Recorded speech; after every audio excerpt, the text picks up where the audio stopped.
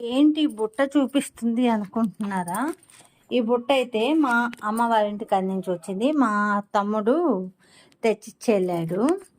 అంటే నిన్న కూరగాయలు ఏం లేవు, కర్రీ ఏం చేయలేదు అని చెప్పాను అమ్మకి. సరే అని చెప్పి ఇంటి పక్కన కూరగాయలు ఏవో ఉన్నాయంట, అక్కడ కొని పంపించింది. చూడండి, లేవు అనగానే పంపిస్తారు. తల్లి ప్రేమ ఇంతేనేమో. సొరకాయ అయితే పంపించింది, ఒక సొరకాయ,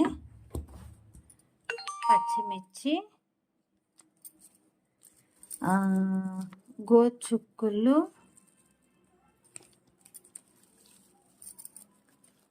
బెండకాయలు, వంకాయలు ఉన్నాయి. చాలా ఫ్రెష్గా ఉన్నాయి కూరగాయలు. అయితే తోటలోవి తీసుకొని పంపించిందంట.